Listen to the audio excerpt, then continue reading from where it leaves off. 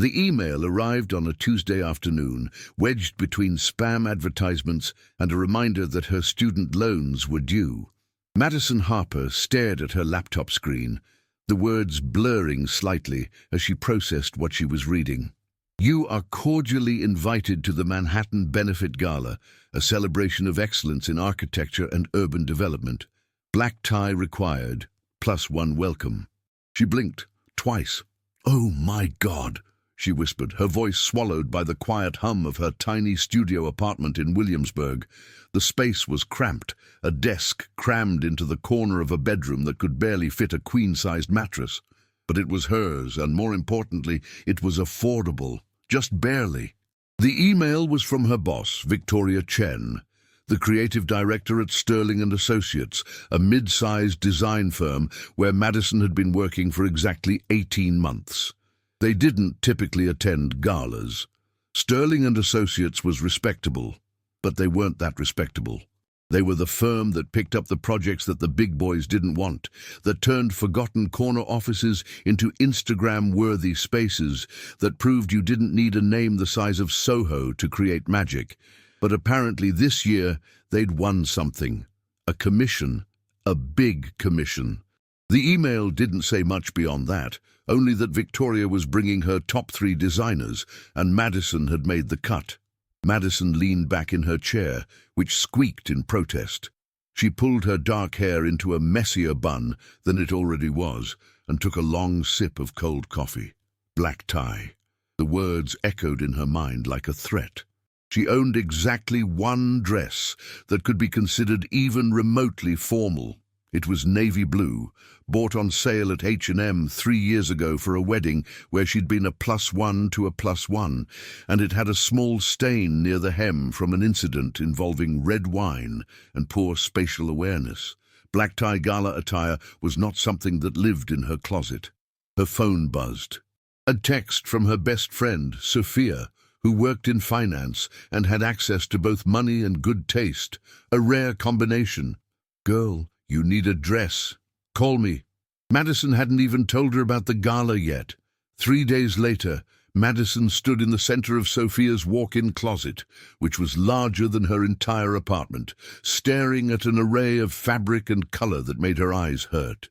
Absolutely not, Sophia said, holding up a champagne-colored gown. You blend into walls anyway. We need you to pop.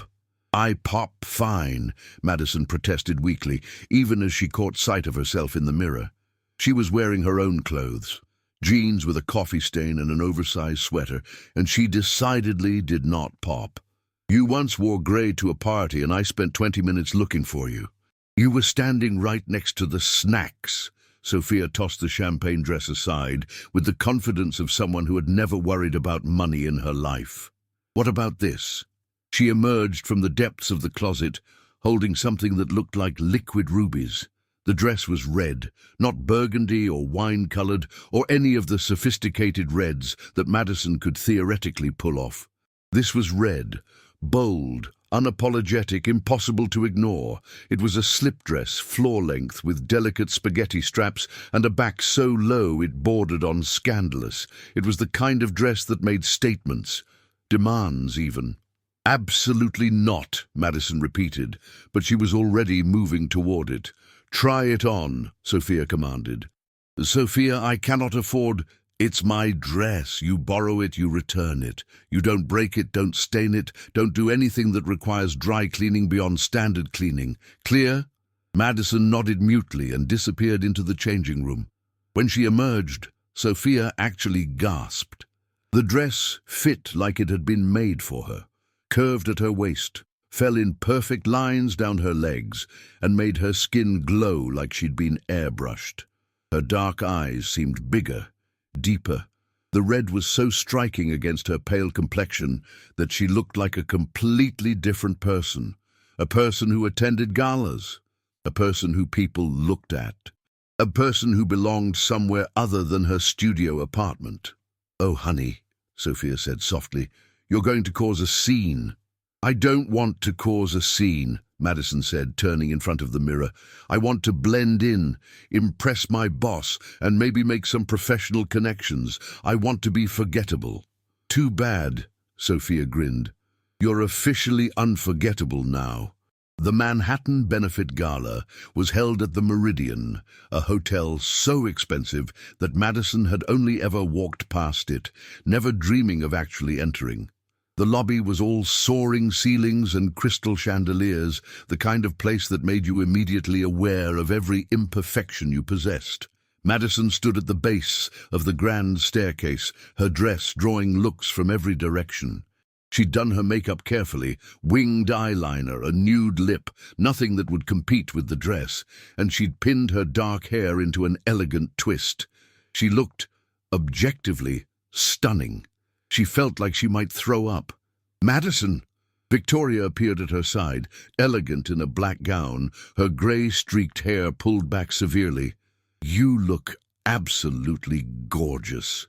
Come on, we're meeting the team upstairs." Madison followed her boss through the glittering crowds, hyper-aware of the eyes tracking her movement. The ballroom was on the top floor, all soaring windows overlooking the Manhattan skyline, the city twinkling below like someone had scattered diamonds across black velvet. She was so focused on not tripping over her own feet that she didn't see him until it was too late. He materialized from the crowd like something out of a fever dream, tall, broad-shouldered, with the kind of face that suggested both arrogance and a jaw that had been carved by someone very patient with fine details. He wore a perfectly tailored tuxedo, the black tie tied with the kind of precision that suggested he did everything that way. His dark hair was slicked back, his expression utterly bored, and as Madison crashed directly into his chest, his drink sloshed dangerously in his glass. Madison began, but her brain seemed to have stopped working entirely. He looked down at her, and his bored expression transformed. His eyes, grey like a winter storm, swept down her frame and back up again with an intensity that made her skin prickle. She watched something flicker across his face, something sharp and possessive, before he schooled his expression back into cool detachment. "Careful," he said, his voice like gravel and dark chocolate. "You nearly cost me $1,000. "The drink?" she asked stupidly. "The suit," he corrected. Then, before she could respond, his hand came up and settled around her waist. His other hand, still holding the drink, swept out to the side as he steadied both of them. "You should watch where you're going. Clearly you're not ready for crowds." Madison bristled. "I'm perfectly ready for crowds." "You were standing directly in the middle of—" But he wasn't listening. His gaze had drifted back down to the red dress, and something dark and hungry flickered through those storm-grey eyes. When he met her gaze again, there was a challenge in it, and something else, something that made her mouth go dry. Without breaking eye contact, he reached up and unhooked his jacket. The movement was smooth, practiced, the kind of thing he'd done 1,000 times, but when he draped it over her shoulders, settling it carefully so that the expensive fabric framed her face, his touch lingered. "Only I look at you like that," he said quietly, his voice low enough that only she could hear. It wasn't a request. It was a statement of fact, delivered with the kind of certainty that suggested contradiction was impossible. Madison's mind went blank. Then it filled with lightning. "Excuse me?" she managed, her voice coming out higher than intended. But he was already moving away, disappearing back into the crowd before she could formulate a proper response. She stood there, drowning in the scent of expensive cologne and male arrogance, wearing a tuxedo jacket that cost more than her monthly rent, and tried to remember how to breathe. "Madison!" Victoria appeared at her elbow, concern crossing her elegant features. "Are you all right? You look pale." Madison looked down at the jacket, at the subtle label inside that read Blackwell Couture, which meant nothing to her, but apparently meant something, because the woman next to her just made a small, shocked noise. "Who was that?" Madison asked, her voice still weird and high. Victoria's eyes went wide. "Oh my God, please tell me you didn't just what?" "That was Ethan Blackwell." The name meant nothing to Madison. Victoria seemed to understand this because her boss took a deep breath and said, "Only one of the most successful real estate developers in the country, worth approximately $4 billion, recently divorced, has the emotional range of a marble statue and apparently doesn't know how to be around normal women." Madison looked down at the jacket again. The weight of it on her shoulders was suddenly suffocating. "Why would he put his jacket on me?" she asked. Victoria's laugh was slightly hysterical. "Honestly, I have no idea. I've worked in this industry for 20 years, and I've never seen him do anything that wasn't calculated. Whatever that was," she gestured vaguely at Madison's attire, "that was not calculated. That was instinct." As if summoned by their discussion, Madison caught sight of him across the ballroom. He was talking to someone, a man in his 60s, probably important, but his eyes kept drifting back to her. When their gazes met, he didn't look away. He just held her gaze, steady and intense, while the other man continued talking. Madison pulled the jacket tighter around herself and turned away. She had a feeling, with the kind of certainty that usually preceded disaster, that her evening was about to get significantly more complicated. Madison made it approximately 47 minutes before seeing him again. She knew this because she'd been checking her phone obsessively, using the timestamps as a way to ground herself in reality. The gala was in full swing now. Dinner had been served, some kind of fish that cost more than her weekly grocery budget. Speeches had been made. She'd missed most of them while hyperventilating in the bathroom, and now the dancing had begun. Victoria had introduced her to the other two designers on their team, and they'd been perfectly pleasant, talking about the new commission and the exciting opportunities ahead. Madison had smiled and nodded and tried very hard not to think about the man whose jacket was still draped across her shoulders like some kind of expensive scarlet letter. She'd tried to take it off twice.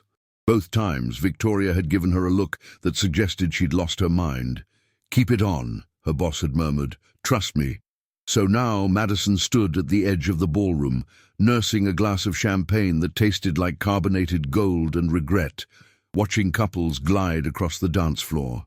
The orchestra was playing something classical and beautiful, the kind of music that made everything feel important.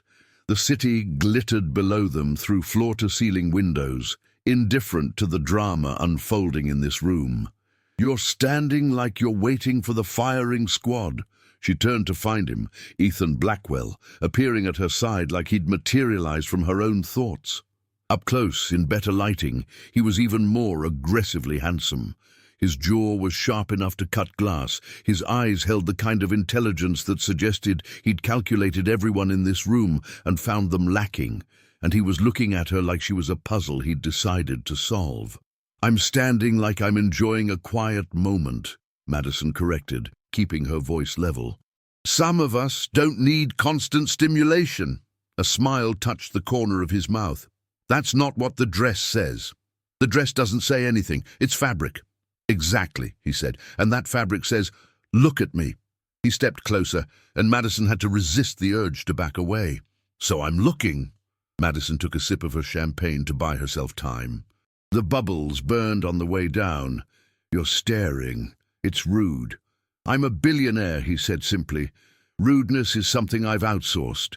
Despite herself, a laugh escaped her. It was small, almost involuntary, but it was there.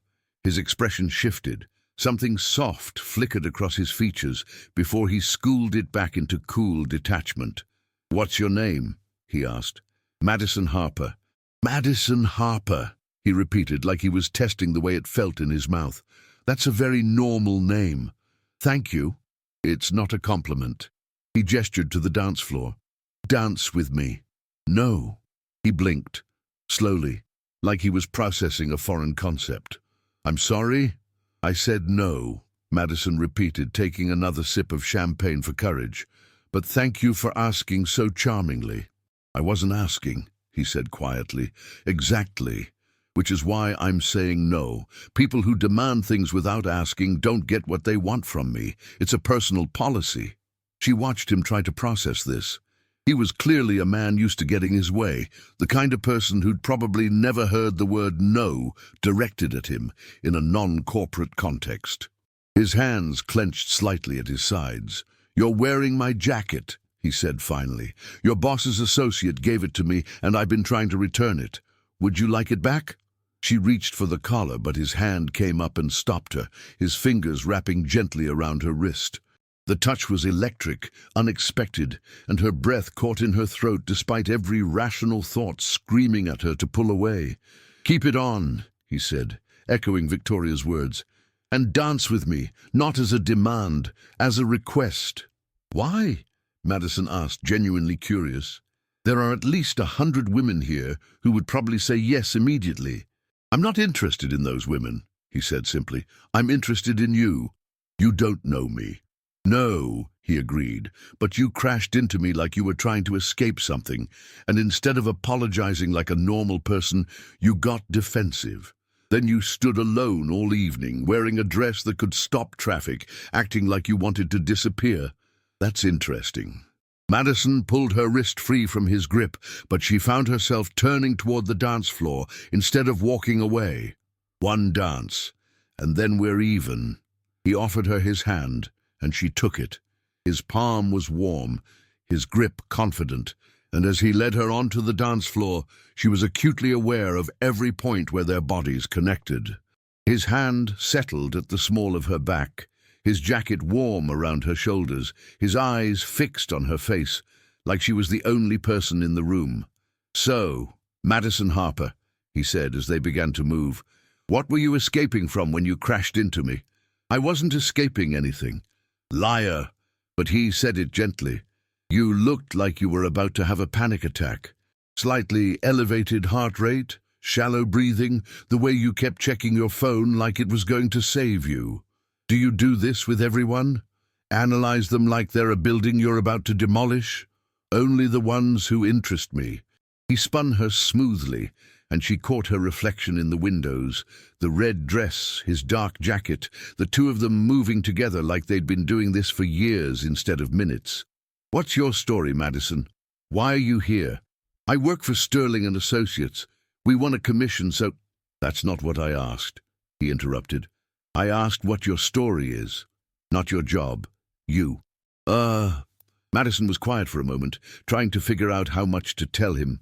How much of herself to reveal to a stranger, even a strangely compelling one. "I grew up poor," she said finally. "My parents worked retail, my neighborhood was loud, my schools were underfunded. I promised myself that one day I'd create beautiful things, things that mattered. That's why I'm here, because I'm trying to be someone who matters." Ethan was quiet for a long moment. "And does the dress help you feel like you matter?" "No," Madison said. "The dress helps me feel like someone else, someone who belongs somewhere like this." "You don't belong here," he said, and she felt her heart sink. But then he continued, "You're too real for this place. Everyone here is playing a role. They're performing. You're just present." "I'm wearing someone else's dress and your jacket," Madison pointed out. "I'm performing harder than anyone." "Then why does it feel like you're the only person here being honest?" The song ended, but they didn't separate. They stood there for a moment, hands still connected, his gaze locked on hers. Madison could feel the ballroom around them, the music, the chatter, the movement, but it all felt distant, like they were underwater. "Thank you for the dance," she said, because she needed to say something, needed to break whatever spell this was. "The night's not over," he said. "Dance with me again, later." "I should probably—" "Madison." He said her name like it was the most important word he'd ever spoken. "Say yes." She should say no. Every rational part of her brain was screaming at her to thank him politely and walk away. This man was dangerous, not in a violent way, but in the way that mattered, the way that could upend her carefully ordered, careful life. "Yes," she said anyway. The rest of the night passed in a blur of champagne and tension. Madison found herself pulled back toward Ethan repeatedly throughout the evening. She'd try to focus on conversations with her colleagues, on networking, on actually doing the professional thing she was supposed to be doing. But then his voice would appear in her ear. A comment, a question, a challenge, and suddenly she'd be drawn back into his orbit. He was infuriating. He was arrogant and dismissive of the other guests, and he clearly believed the world existed to serve him. But he was also clever in a way that made her sharper around him. When she made a sarcastic comment, he laughed, actually laughed, instead of looking down on her.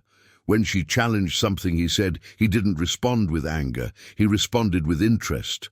Around midnight he caught her again, this time quite literally pulling her away from a conversation with one of the other designers. "Come with me," he said. "Where? Does it matter?" Madison should have said yes to that question, should have pointed out that yes, actually, context was important. Instead, she let him lead her out of the ballroom, down a marble hallway, and into a private room that overlooked the glittering skyline. The view was breathtaking. The city spread below them like a circuit board, millions of lights stretching out into the darkness, evidence of millions of lives being lived. It was beautiful and terrible and overwhelming. "This is my favorite view in the city," Ethan said quietly. "I own this building. I come here sometimes when I need to remember why I started in the first place." "Why did you start?" Madison asked. "To prove that I wasn't like my father, that I could build something that mattered." He paused. "That I could build things, period, not destroy them." There was something in his tone that suggested a story there. Madison wanted to ask, but she sensed that would be crossing a line he wasn't ready to have crossed. Instead, she said, "You're not what I expected." "What did you expect?" "I don't know. Something more villainous? You're a billionaire who told me only you could look at me and seemed possessive about it.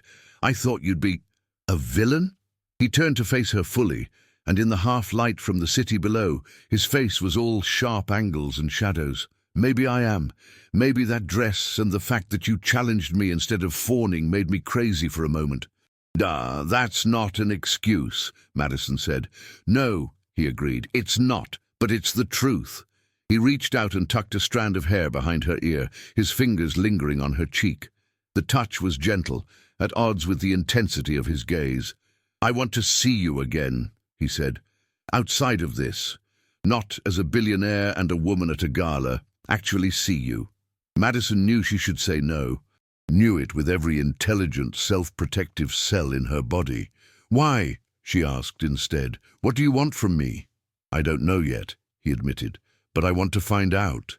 And that honesty, that genuine uncertainty from a man who probably never experienced it, was her undoing.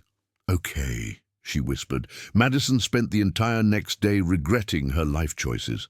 She'd given Ethan her number, which he'd programmed into his phone, with the kind of efficiency that suggested he did everything that way, precisely, without wasted movement. He'd texted her the next morning with a single word. "Tonight?" She'd said yes, which meant she'd spent the last 8 hours in a state of controlled panic. Now, standing in her studio apartment, she stared at her closet like it had personally betrayed her. The red dress was back at Sophia's. His jacket was hanging on her bedroom door, and she'd already made the mistake of putting it on 3 times just to smell the cologne on it. She was a mess. Her phone buzzed. Another text from Ethan. "I'll pick you up at 7. Address?" Madison sent him her address and immediately regretted it. He was going to see where she lived, this tiny, cramped studio in Williamsburg where she could touch both walls if she stretched her arms. He was going to walk into her space and realize exactly how far apart their worlds were. She texted Sophia in a panic. "He's picking me up tonight. I'm going to die. My apartment is the size of his closet." The response came immediately. "Stop spiraling. You're a catch. Be confident." Easy for her to say. Sophia's apartment had floor-to-ceiling windows and cost more per month than Madison's annual rent. Madison showered, changed her outfit 4 times, settled on dark jeans and a cream-colored sweater that was soft and elegant without trying too hard, and then spent 30 minutes cleaning her apartment, even though one person couldn't possibly make a dent in the clutter of a 6 by 12-foot bedroom. At 6:58, there was a knock on her door. When she opened it, Ethan was standing in her hallway wearing a charcoal grey sweater and dark jeans, casual clothes that probably cost more than her entire wardrobe combined. But that wasn't what made her breath catch. It was the way he looked at her, like she was genuinely the most interesting thing he'd seen all day. "Hi," she said stupidly. "Hi," he replied, his gaze sweeping over her face. "You're not wearing makeup." "I'm wearing makeup," she protested, "just not a lot." "I like it," he said simply. "You look like yourself." They drove in his car, a sleek black Tesla that was somehow both impressive and understated, to a restaurant in Brooklyn that Madison had never heard of. When they arrived, she understood why. It didn't have a sign. It didn't have street presence at all. It was just a small brownstone with a single door, and a man in a suit who greeted Ethan by name and led them directly to a private table in the back. "How often do you come here?" Madison asked, looking around the intimate space. There were only 5 tables, all of them occupied by people who looked important in ways Madison couldn't quite define. "The owner is a friend," Ethan said, ordering wine without consulting the menu. "I helped him finance this place 5 years ago. He still insists on feeding me occasionally." Of course he did. Of course Ethan Blackwell had restaurant owners who insisted on feeding him. The waiter brought their food, some kind of risotto that tasted like heaven had decided to become edible, and Madison found herself relaxing slightly. Ethan asked her questions, real ones, not the surface-level nonsense people usually exchanged. He asked about her childhood, about her family, about the moment she decided she wanted to be a designer. "I was 12, she said, twirling her fork through the risotto. "My parents took me to see the Chrysler Building at night. I'd grown up in a neighborhood where nothing was beautiful unless someone had painted it that way. But the Chrysler Building was just there, existing. Proof that someone had decided that beauty mattered, that it was worth the effort and the cost and the time to create something that people could just look at and feel something." "That's poetic," Ethan said, and he meant it. She could tell by the way his eyes focused on her, like she'd just said something profound. "That's pretentious," Madison corrected. "But it's true. I wanted to do that. Create spaces where people could exist and feel something other than the weight of their lives."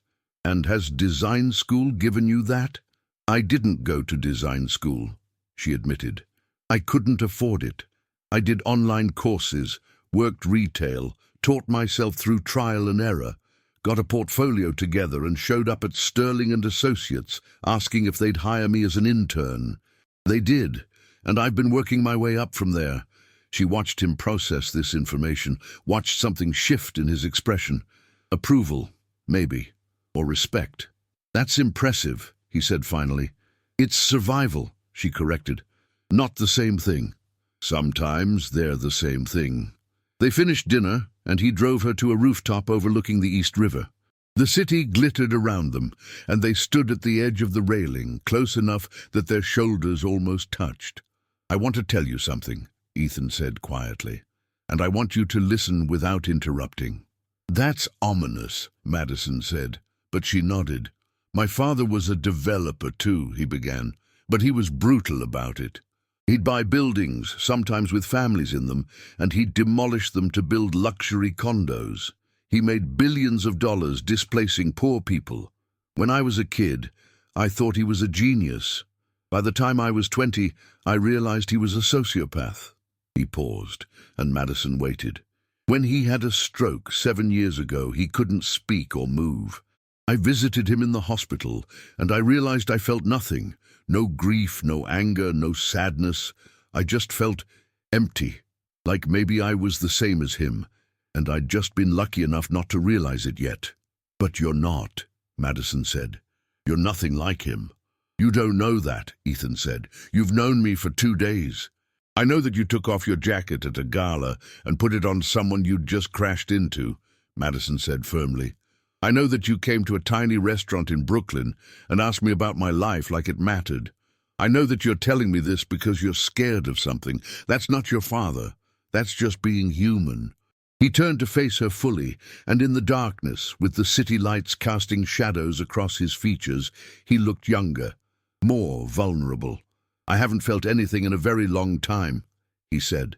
"And then you crashed into me, and I felt everything." "That's terrifying," Madison said. "Yes," he agreed. "It is." He kissed her then, without preamble or warning. His hand came up to cup her face, his fingers gentle against her cheek, and his mouth was warm and insistent against hers. Madison's brain short-circuited. Every intelligent thought fled, replaced by sensation. The taste of him, the feel of his hand in her hair, the warmth of his body pressed against hers. When he pulled back, she was breathless. "I need to tell you something else," she said, because honesty seemed to be the currency they were trading in. "What?" "Your jacket is at my apartment. I've been wearing it, and I'm going to feel like an idiot when you meet my boss and realize how completely out of my league you are." "You're not out of my league," he said. "I'm just extremely conscious of the fact that I'm out of yours. I have money. That's basically the only thing I have going for me, and even that's mostly an accident of birth." "You're being ridiculous," Madison said. "I'm being honest," he corrected, "which is apparently something I only do with you." Everything progressed very quickly after that first dinner. Ethan would text her in the morning with plans for the evening. They'd meet after work, sometimes at restaurants, sometimes at his office building where he had a private gym, sometimes at her apartment where he'd sit on her bed while she worked on design projects, offering observations that were occasionally helpful and occasionally hilariously off base. "This color," he said one evening, pointing at her laptop screen, "looks like corporate sadness." "It's taupe," Madison said. "It's supposed to be neutral." "It's supposed to be a war crime," he corrected. "Make it blue. Everything's better in blue." She made it blue. And when she showed it to Victoria the next day, her boss took one look and said, "This is perfect. What changed?" "A billionaire told me it looked like corporate sadness," Madison said. Victoria laughed so hard she nearly fell out of her chair. But the real problem started when Victoria introduced her to some of the other team members one afternoon. "This is Madison Harper," she said proudly. "She's the reason our new retail space is going to be revolutionary. She came up with the entire concept." "Congratulations," one of the senior designers said. "But I heard Ethan Blackwell's been spotted around the office. Is something happening there?" Madison's face went hot. "We're dating." The temperature in the room seemed to shift. Suddenly, everyone was looking at her differently. "Ethan Blackwell?" another designer asked, like she'd said she was dating the president. "The Ethan Blackwell?" "Apparently," Madison said, trying to sound casual. "Be careful," the first designer said quietly. "Guys like that don't date girls like us.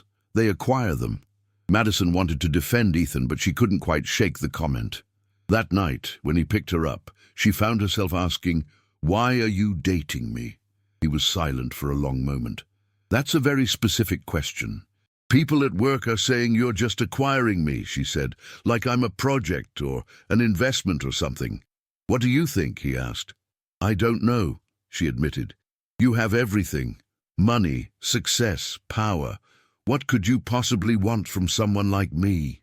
He pulled the car over, right there on the street in Brooklyn, and turned to face her fully. "I want someone who challenges me," he said. "Someone who sees me as a person, not a bank account. Someone who reminds me that beauty isn't just something you can buy.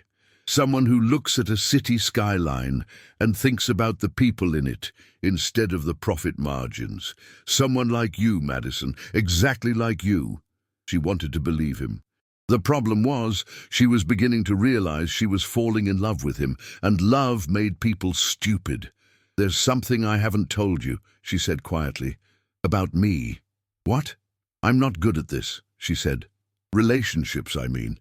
I've had 2 serious boyfriends, and I ended both of them because I got scared that they were going to realize I wasn't worth the effort." "And what are you afraid of now?" he asked. "That you're going to figure out that my entire personality is just anxiety with a good color sense," she said. "That you're going to get bored and realize that despite the designer clothes and the fact that you bought me, you could have anyone you want. "I didn't buy you," he said quietly, "but I'm starting to realize I would, if I could." Madison's heart seized in her chest. "That's not romantic," she said. "That's ownership." "Maybe," he said, "or maybe it's just me, terrified that if I blink, you're going to realize you can do better and disappear." The first real argument happened on a Thursday night, 6 weeks into their relationship.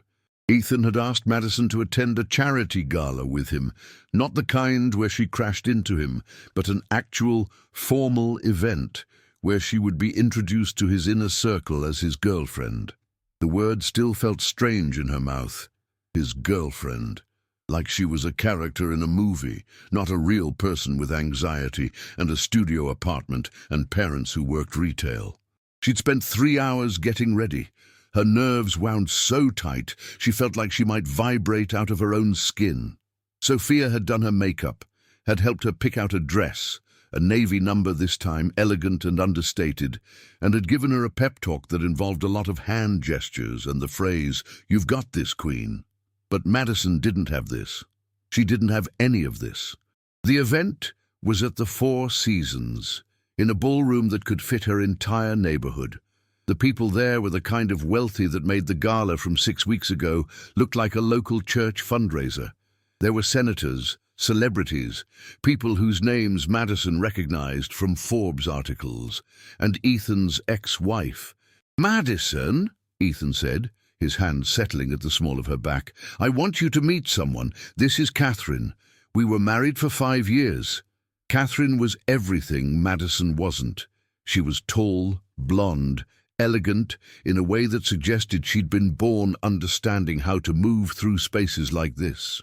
She looked at Madison with the kind of assessment that made her feel like she was being weighed and measured and found wanting.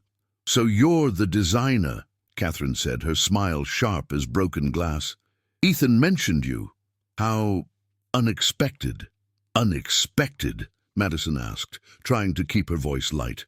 "He usually dates women with more relevant backgrounds," Catherine said. "Family, money, Ivy League educations, that sort of thing. But I suppose everyone needs a walk on the wild side eventually." Madison felt Ethan tense beside her, felt his hand press slightly harder against her back. "Madison's accomplishments speak for themselves," he said, his voice cold in a way she'd never heard it before. "Unlike some people, she actually earned her position." Catherine's smile widened. "How delightfully defensive. Well, I'm sure she's very talented, for a self-made person anyway." She drifted away, and Madison excused herself to the bathroom, where she spent 15 minutes staring at her reflection and trying not to cry. Her makeup was perfect. Her dress was perfect. She looked like she belonged. If you didn't look too closely, if you didn't notice the way her hands shook slightly, or the way her eyes kept darting to the exits. When she came back out, Ethan was waiting for her. "That was—" he began. "I know," Madison said quietly. "I heard her. I'm not good enough for your circles." "Point taken. That's not what I think," he said, reaching for her hand. "Then why did it hurt so much to hear her say it?" Madison asked. "Why did I immediately believe her?" They danced that night, like they had at the first gala, but something had shifted.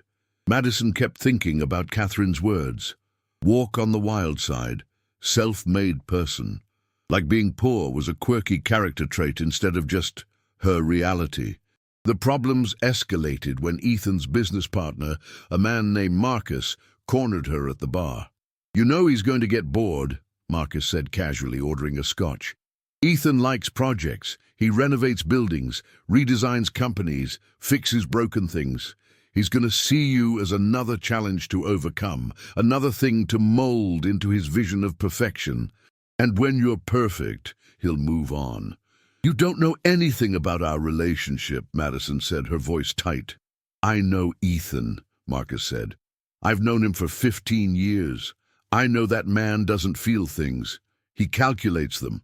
So whatever this is between you two," he gestured vaguely at her, "it's not love. It's acquisition." Madison left the gala early, claiming a headache. Ethan drove her back to her apartment, and they didn't speak the entire way. When he pulled up outside her building, she said, I need some time. Madison, I need to think, she said, about us, about whether this is real or if I'm just the latest project you're working on. He reached for her, but she was already opening the car door. That's not fair, he said. Marcus is a cynic.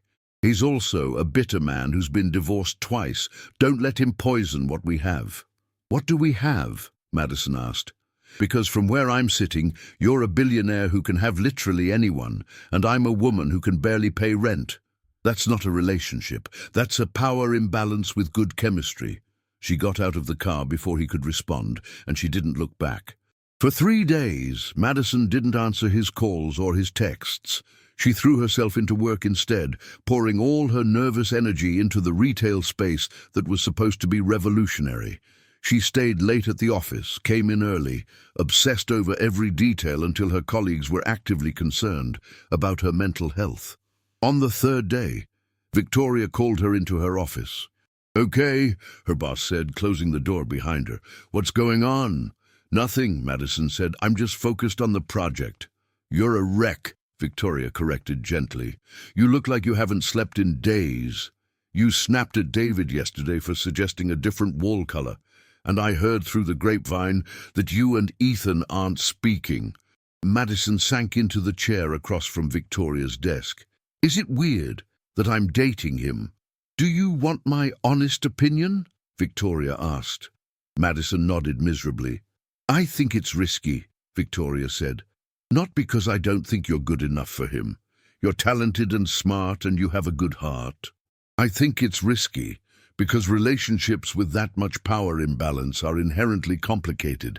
One person always has more leverage, and whether Ethan means to or not, he has an enormous amount of leverage over you." "That's what his partner said," Madison said quietly. "He said Ethan doesn't feel things, he calculates them." "Marcus," Victoria said with disgust. "That man is bitter because his wife left him for a yoga instructor, and he's been blaming the universe ever since." She leaned forward. "But he's not entirely wrong. Ethan is a very controlled, very calculated man. The question is whether that's his character or whether it's a defense mechanism." "How would I know the difference?" "You'd know," Victoria said, "because the defense mechanism version wouldn't look at you the way he looks at you. He'd be polite and appropriate and completely unreachable. But he's not. He looks at you like you're the first real thing he's seen in years." Madison wanted to believe that. The problem was, believing it meant believing in something that felt too fragile to survive in the real world. She left work and went to his building. She hadn't been there in 3 days, and as she rode the elevator to the top floor, she tried to remember why she'd let Marcus's words get into her head. Ethan was in his office, and he looked terrible. His hair was uncombed, he hadn't shaved in at least 3 days, and there were dark circles under his eyes. The moment he saw her, something in his face broke open. "I'm sorry," he said immediately. "I'm sorry that I'm rich and you're not. I'm sorry that's complicated. I'm sorry I can't fix it by just being less successful. But I'm not sorry for being with you, and I'm not calculating anything. You're the first thing in my entire life that I haven't been able to calculate, and it terrifies me." Madison felt something crack inside her chest. "I'm scared," she admitted. "I'm scared that I'm not enough, that you're going to realize you could have someone better, someone from your world." "I don't want someone from my world," he said fiercely. "I want you, just you. Not the potential version of you, not the improved version. You, with your anxiety and your studio apartment and your obsession with building things that matter. That's what I want." "How do I know?" she asked, and her voice broke. "How do I know you're not going to wake up one day and realize this is all a mistake?" "You don't," he said simply. "That's what faith is. That's what love is. It's choosing someone even though it terrifies you. It's being willing to lose everything because the alternative, a life without them, is worse." Madison crossed the room and kissed him, and it was desperate and real and everything she needed it to be. When they broke apart, she said, "I love you." I think I've loved you since you put your jacket on me at that gala and told me only you could look at me like that.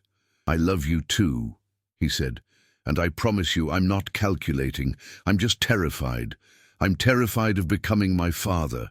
I'm terrified of hurting you. I'm terrified that one day you're going to realize you deserve better.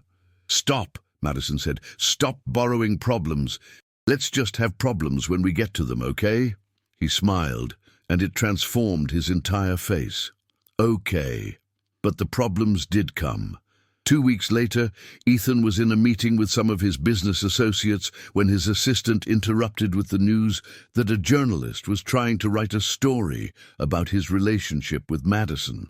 Apparently, someone at the gala had recognized her, looked into her background, and now there was a narrative forming. Billionaire slumming with poor girl, buying her designer clothes and paying for her apartment. Because, of course, Ethan had paid for her apartment. He'd done it quietly, after she'd mentioned in passing how much she was struggling with rent. He'd transferred the money to her landlord, and she hadn't realized until she went to pay and was told her rent was being covered by an anonymous benefactor. She'd been furious. "Why would you do that?" she'd demanded, waving her phone at him. "Because you were barely eating to afford it," he'd said calmly, "because it seemed like a simple solution." "It's not simple," she'd said. "It makes me feel like a kept woman, like you're paying for the privilege of having me in your life." But she'd kept the apartment, because the alternative was moving back to her old place.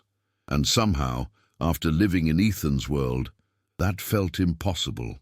Now, with a journalist sniffing around, all of those complicated feelings came rushing back. Madison was in her office when Ethan called. "We need to make a statement," he said. "I'm getting ahead of the story. I'm telling them we're dating, and I'm putting out a joint statement about how much you've contributed to Sterling and Associates." "Don't," Madison said immediately. "Don't what?" "Don't do any of that," she said. "If you put out a statement, it confirms that there's something to talk about. If we just ignore it, it becomes a non-story. Madison, they're going to write something regardless. Better to control the narrative." "I don't want to be a narrative," she said, hearing her voice shake. "I want to exist without constantly being compared to what I was before. I want to be judged on my work, not on who I'm dating." "I understand." "I don't think you do," she said. "Because you're used to being in control. You're used to managing situations. But I'm not a situation. I'm a person, and I need you to just let me figure out how to handle this without turning it into a PR problem." There was silence on the other end of the line. "Okay," Ethan said finally, and she could hear the effort it took for him to say it. "We do this your way." Madison hung up and put her head in her hands. Everything felt fragile suddenly, like they were balanced on a knife's edge, and one wrong move would topple them both. The journalist's article came out on a Friday morning, and it was worse than Madison had feared. The headline read, "From Rags to Riches, How a Billionaire's Love Transformed a Struggling Designer." There were photos of her and Ethan at various events, side by side, with images of her old apartment building, her parents' house in Queens, comparisons between her old portfolio and her new work. The article wasn't explicitly cruel, but it was reductive. It painted her as a Cinderella story, a poor girl rescued by a rich man, completely erasing everything she'd accomplished on her own. Madison read it 3 times, each pass making her angrier.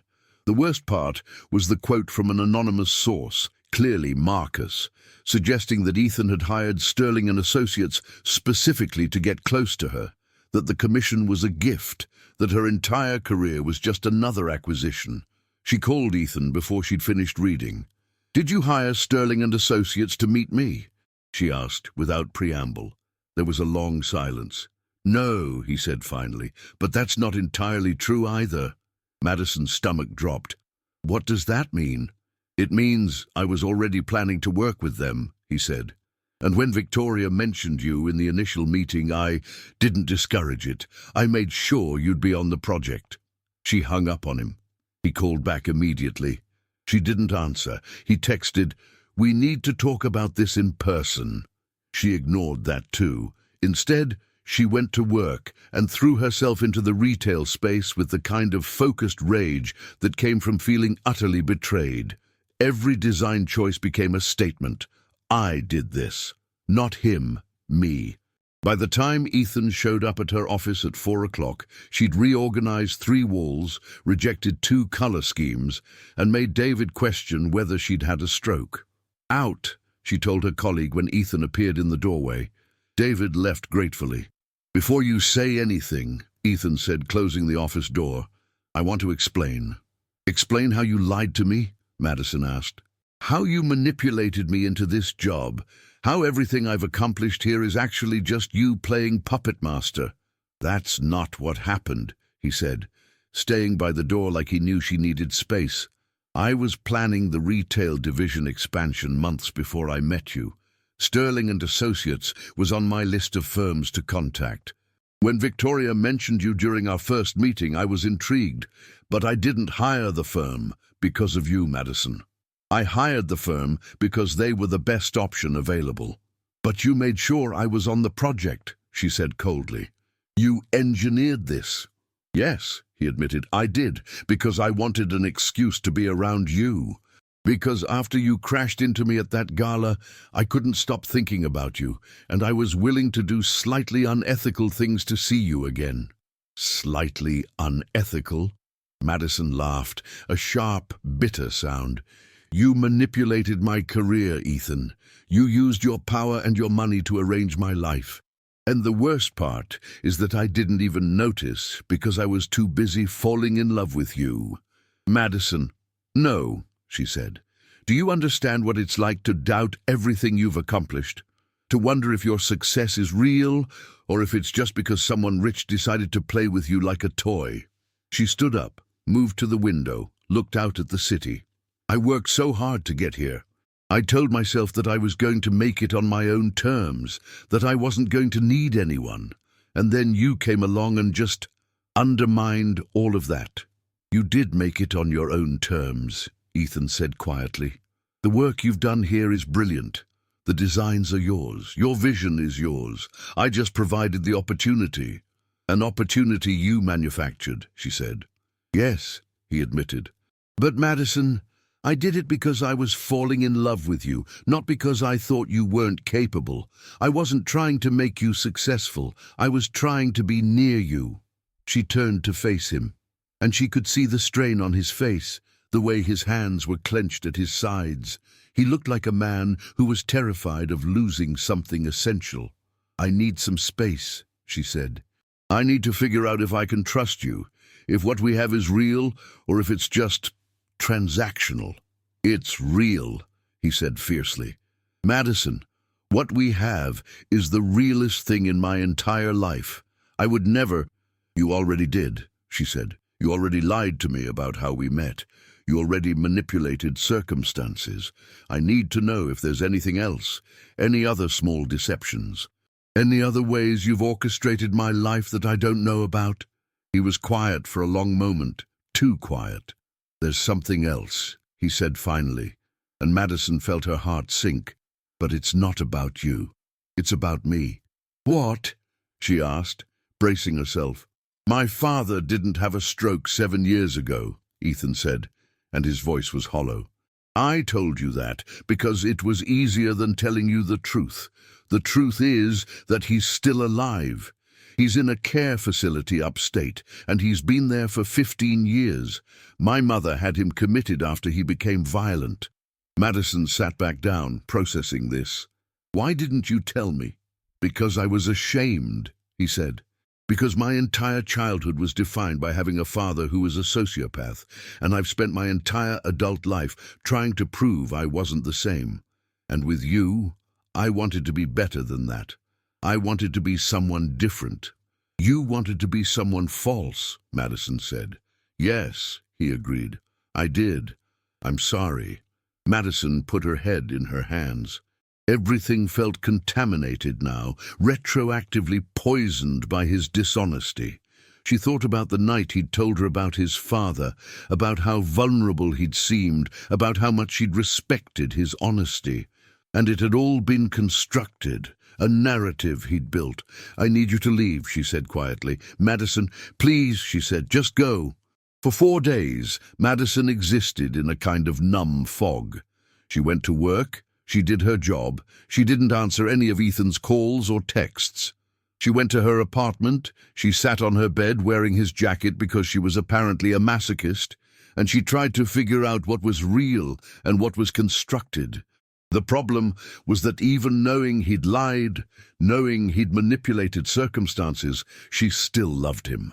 The love was there, stubborn and inconvenient, refusing to be logicked away. On the 5th day, Sophia showed up at her office with coffee and the kind of no-nonsense expression that suggested she was about to say something important. "Okay," Sophia said, sitting on the edge of Madison's desk. "Talk to me." Madison told her everything. The article, the revelation about how Ethan had engineered their meeting, the lie about his father, all of it. Sophia listened without interrupting, and when Madison finished, she said, "Do you think he lied about loving you?" "I don't know," Madison said miserably. "How do I know? He's clearly comfortable with deception." "He was comfortable with deception until he met you," Sophia said. "He lied about his childhood because he was ashamed. He lied about hiring your firm because he was scared that if you knew the truth, you'd run. Those are lies about protecting himself, not lies about his feelings for you." "That doesn't make it okay," Madison said. "No," Sophia agreed. "It doesn't. But it makes it understandable. And the question you need to ask yourself is whether you can forgive him." "How do I know if I can trust him?" Madison asked. "You don't," Sophia said simply. "That's the whole point of trust. You extend it despite your fear, despite evidence that maybe you shouldn't. You do it because the alternative, living your entire life isolated and protected, is worse than the risk of being hurt." After Sophia left, Madison sat alone in her office and thought about that, about trust, about how vulnerable it required her to be. She thought about Ethan putting his jacket on her at the gala, not because he was trying to control her, but because he was overwhelmed by the sight of her. She thought about him asking her questions because he genuinely wanted to know her. She thought about the way he looked at her, like she mattered, like she was important, like she was worth being vulnerable for. And then she thought about the lie. She was so caught up in her own head that she didn't notice him until he was standing in her office doorway. Ethan looked worse than he had the day she told him to leave.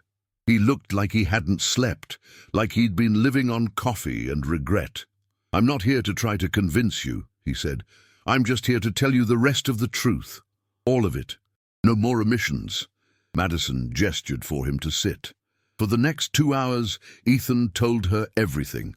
About his childhood with a father who was emotionally abusive and physically threatening. About his mother, who'd finally found the strength to leave when Ethan was 12. About the shame he'd carried his entire life, wondering if he was inherently broken, if his father's cruelty lived somewhere inside him too.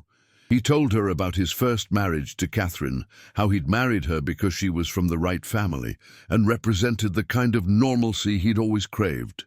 About how empty that marriage had been, how neither of them had actually loved each other, they'd just been playing a role.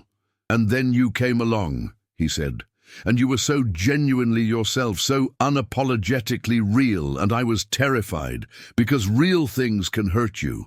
Real love is terrifying. So I tried to control the circumstances. I tried to engineer something that felt safe. But that made it unsafe," Madison said, "for both of us." "I know," he said, "and I can't go back and undo it, but I can promise you that from this moment forward, I'm going to be honest with you. Even when it's uncomfortable, even when it's scary, even when I think you might leave me for it." Madison wanted to say yes immediately, wanted to believe him completely. But she'd learned in the last 5 days that wanting something and being able to trust it were two different things. "I need more time," she said. "How much time?" he asked. "I don't know," she admitted. "But I need to know that you can respect that you can give me space without trying to fix it or engineer a solution." "I can do that," he said. Though it will be incredibly difficult for someone with my control issues. She almost smiled at that. One more thing, she said. I want to start my own design firm. I want to leave Sterling and Associates and build something that's entirely mine. No connections to you, no special treatment, nothing that could ever make me question whether I earned it. Ethan nodded slowly. I think that's a good idea, and I want to invest in it. Not because I think you need my money, but because I believe in your vision, and I want to support you the way any partner would support another partner. We'd need a contract, Madison said. Something that protects both of us. Absolutely, he agreed. We can have my lawyer draft something. Madison stood up and moved to the window, looking out at the city. The skyline was familiar now, beautiful in a way that felt personal. Ethan came to stand beside her, not touching, just present. I don't know if I can forgive you yet, she said quietly, but I think I want to try. That's all I'm asking for, he said. The chance to try. 6 months later, Madison stood in the center of her new office space and tried not to cry. The building was in Williamsburg, just 10 blocks from her old studio apartment. It was a converted warehouse with exposed brick, massive windows that flooded the space with natural light and enough room for the 5 designers she'd hired. The walls were painted the color of sunrise, a warm coral that Victoria had suggested and that Madison had approved without hesitation. There was a kitchen where people actually wanted to spend time. A conference room with a long wooden table made from reclaimed materials and a corner office that was hers. The nameplate on the door read, Harper Design Studio, just her name, no one else's. No partnerships, no compromises, no shared credit. It was terrifying and exhilarating in equal measure. It's beautiful, Sophia said, walking through the space with a champagne flute in her hand. They were having the official opening party, and people from Sterling and Associates were mingling with other designers, contractors, potential clients. Victoria was there too, laughing at something one of the architects had said. It's terrifying, Madison corrected, but she was smiling. That's what growth feels like, Sophia said, squeezing her hand. The party was in full swing when Ethan arrived. Madison hadn't seen him in 3 weeks. They'd been taking things slowly, deliberately, rebuilding their foundation on something more solid than chemistry and shared loneliness. They'd gone to therapy together, something Ethan had suggested and that Madison had been skeptical about until the 3rd session, when she'd realized how much she didn't actually know about her own patterns and fears. He looked different tonight. Not worse or better, just different, more real somehow, like he'd shed a layer of performance that Madison hadn't even realized he'd been maintaining. Hi, he said, and his smile was uncertain. Still learning how to exist in this new dynamic, where he didn't automatically assume he had the right to be near her. Hi, Madison replied. Thanks for coming. Wouldn't miss it, he said. He held out his hand, a business card. I have a project. A mixed-use development in Brooklyn, affordable housing with retail and office space. I was wondering if Harper Design Studio might be interested in the interior design component. Madison took the card, and something in her chest shifted. This was Ethan respecting her autonomy, offering her a business opportunity without assuming she'd take it, without using his power as leverage. I'll review the proposal, she said formally. If it's a good fit, I'll be interested. That's all I'm asking, he said. The party continued around them, but they stayed in that small bubble of conversation, tentatively relearning how to exist together. By the end of the night, Ethan was helping her clean up, carrying boxes to her office, making her laugh with terrible jokes about design and architecture. Can I ask you something? Madison said as they were finishing up. Always, he replied. Do you regret it? Meeting me, I mean, given all the complications? Ethan set down the box he'd been carrying and considered the question seriously. No, he said finally. I regret how I did it, but not the fact that it happened. Meeting you was the best thing that's ever happened to me, even the hard parts. Especially the hard parts, actually, because those are the parts that forced me to actually grow instead of just existing. Madison nodded, accepting this. The problem with loving someone who'd lied to you was that you could never be entirely certain of your own judgment. But over the last 6 months, she'd learned that trust wasn't about certainty. It was about choice. 3 months later, Madison hired Ethan's proposed project, and it became her most ambitious work yet. The space was a 6-story building in Brooklyn, with a ground-floor retail component, 3 floors of affordable apartments, and 2 floors of office space. It was complex and challenging, and required her to think about how all the elements fit together, not just aesthetically, but functionally, socially, emotionally. She spent weeks on site, meeting with residents, understanding their needs, designing spaces that were beautiful but also practical, aspirational but also attainable. Ethan would show up sometimes, and they'd walk through the space together, and he'd offer observations, but he always made it clear that the vision was hers. "What about this color?" he asked one afternoon, pointing at a wall she'd chosen for the community space. "I think it's too muted," Madison said. "I want something that makes people feel something when they walk in." "Like what?" "Like hope," she said. "I want this space to make people feel like their lives matter, like they're building something." Ethan looked at her for a long moment. "You know that's what you did for me, right? You made me feel like my life could matter in a way that wasn't just about accumulation." Madison felt her face warm. After 6 months of carefully rebuilding, compliments still caught her off guard. "Mutual," she said. "You made me realize that it was okay to want things. That ambition isn't the same as greed." The opening of the Harper Design project was scheduled for early spring. Madison had designed the space to celebrate the people who lived there, the nurses and teachers and artists and small business owners who'd been priced out of the city they loved. The community space featured work from local artists, the apartments were furnished with pieces from ethical manufacturers, and the retail space had been allocated partly to local business owners at below-market rates.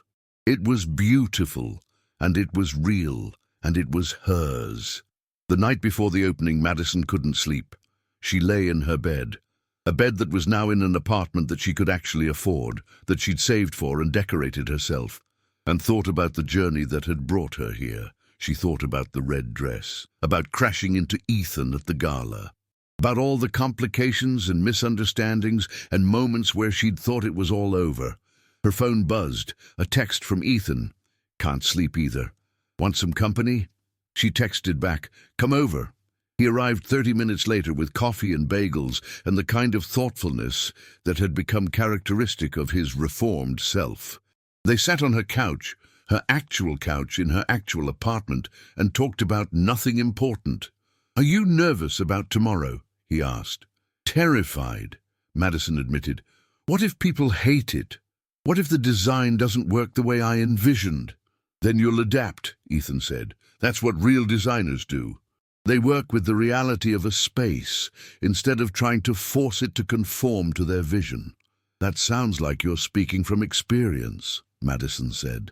"I am," he acknowledged. "I used to think I could control everything, force buildings and people and circumstances to fit my vision, and it never worked, not until I met someone who refused to be controlled."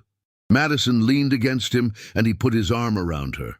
This felt like the most important thing, not the grand gestures, not the expensive gifts, but just this, sitting together, being present. "I love you," she said. "I love you too," he replied. "And I'm proud of you. For everything." The opening was overwhelming in the best possible way. People came, residents, local business owners, architects, designers, journalists. Madison stood in the community space and watched people interact with her design. A child ran across the polished concrete floor and laughed. An elderly woman sat in the corner she'd created, full of natural light and comfortable seating, and looked peaceful. A young artist stood in front of the gallery wall and smiled at seeing her work displayed. Victoria found her in the crowd. "Madison," her former boss said, pulling her into a hug, "this is extraordinary. You should be so proud." "I am," Madison said, and realized it was true. She was proud, not arrogant or defensive, just genuinely proud of the work she'd done. Later, when the crowds had thinned, Ethan caught her hand. "Come with me," he said, leading her up the stairs to the roof. The roof was a garden space she'd designed. Nothing fancy, just plants and flowers and benches where people could sit and look at the city. At sunset it was glorious. The light was gold and pink and orange, painting everything in hues that no designer could truly capture. "I have something for you," Ethan said, and he was nervous. Madison could see it in the way his jaw was tight, in the way he was holding onto her hand like it was an anchor. He pulled a small box from his pocket. "I'm not doing this the way I'm supposed to," he said. "I'm supposed to probably get down on one knee or make a big romantic gesture, but honestly, I think we're both past the point where we need grand gestures. We need honesty. So here's my honesty. I want to spend the rest of my life with you. Not because I want to own you or control you or engineer your life, but because you make me want to be better. Because you see me, actually see me, including all the broken parts, and you choose to stay. That's what love is, I think. Choosing each other despite the complications." He opened the box, and inside was a ring. It was simple, a single diamond, elegant and understated, with an eternity band underneath it. "Will you marry me?" he asked. Madison's eyes filled with tears. "Yes," she said. "Yes, absolutely yes." He slipped the ring onto her finger, and it fit perfectly. Of course it did.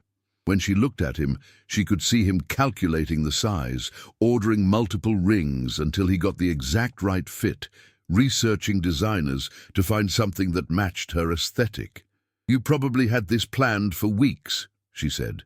2 months, he admitted. "But I wasn't going to do it today. I was going to wait, find the perfect moment. But then I watched you in that community space, and I saw you happy and proud and genuinely yourself, and I couldn't wait anymore. I didn't want to wait another second to ask you to be my wife." Madison kissed him then, and it felt like coming home. Like all the complications and pain and fear had been worth it to get to this moment. "I want to do things differently this time," she said when they broke apart. "I don't want you to plan a big wedding. I want us to plan it together. Equal partnership." "I can do that," he said, "though I should warn you, I have very strong opinions about napkin colors."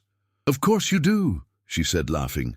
They got married on a Saturday in June, in the community space of the building that Madison had designed. It wasn't a grand affair. There were maybe 100 people, friends from Sterling and Associates, designers Madison had worked with, residents of the building, Ethan's business associates who looked slightly confused about why they were at a wedding in an affordable housing complex. Madison wore a cream-colored dress that was simple and elegant, with her mother sitting in the front row, crying happy tears. Ethan's mother was there too. She'd flown in from California, and Madison could see where Ethan got his intelligence and his dry sense of humor. They'd written their own vows, and they'd chosen to keep them simple. "I promise to see you," Madison said, her voice steady despite her emotion, "even when you're trying to hide. I promise to challenge you when I think you're wrong. I promise to support your growth, even when it's uncomfortable. And I promise to be honest with you, always, because I've learned that honesty is the only foundation that can support something real."